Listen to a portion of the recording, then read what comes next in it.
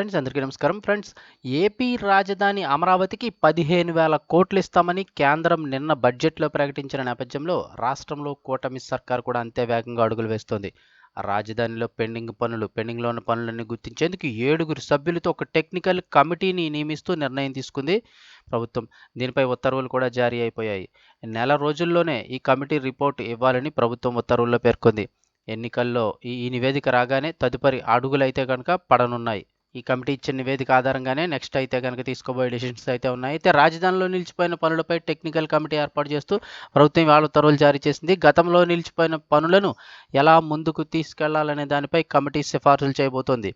ఇక అమరావతి రాజధానిలో పర్యటించి అక్కడ సమస్యలను కూడా కమిటీ అయితే గనుక మొత్తం అధ్యయనం చేయనుంది. పబ్లిక్ హెల్త్ ఈఎన్సీ చైర్మన్గా మొత్తం 7 అధికారులతో కమిటీని అయితే ఏర్పాటు చేశారు. కమిటీలో సభ్యులుగా ఆర్ఎండ్బి, విఎంసి, అలాగే ఏపీసీపీడీసీఎల్, అలాగే ఏపీసీఆర్డీఏ, అలాగే వారితో పాటుగా ఏడీసీఎల్ చీఫ్ ఇంజనీర్లు, విజిలెన్స్ అండ్ ఎన్ఫోర్స్మెంట్ డిపార్ట్మెంట్ నుంచి ఒక ప్రతినిధిని కూడా నియమించారు. ఇక ఏపీసీఆర్డీలో పనులకు సిఆర్డీఏని సిఈని కన్వీనర్గాను, అలాగే మిగిలిన వారు నియమించడం జరిగింది. మొత్తం 9 అంశాలపై ఈ కమిటీ అయితే గనక ఇప్పుడు నివేదిక ఇవ్వనుంది. నెల రోజుల్లోగా కమిటీ నివేదిక ఇవ్వాలని ప్రభుత్వాలు ఆదేశాలు ఇచ్చేసింది. ప్రభుత్వం అయితే గనక రాజధాని నిర్మాణంలో ప్రస్తుత పనుల పరిస్థితిని సాంకేతిక కమిటీ అధ్యయనం చేయనుంది. ఇక మే 2019 నుంచి నిలిచిపోయిన వివిధ భవనాల పటిష్టతను కూడా కమిటీ అంచనా వేయనుంది. అంటే దీనికోసం గుర్తింపు పొందిన వారి సలహాలు కూడా తీసుకోనున్నారు.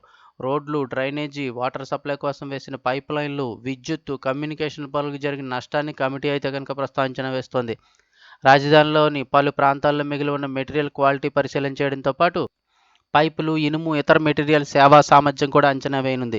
అవసరమైన చోట తిరిగి పరికరాలు అమర్చడంపై పలు సూచనలు చేయనున్నారు.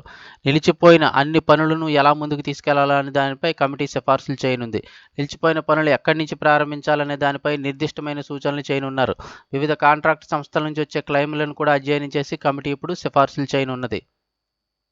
ఏది ఏమైనా రానున్న నెల రోజుల్లోనే రాజధాని పనులైతే ప్రారంభం కానున్నాయి.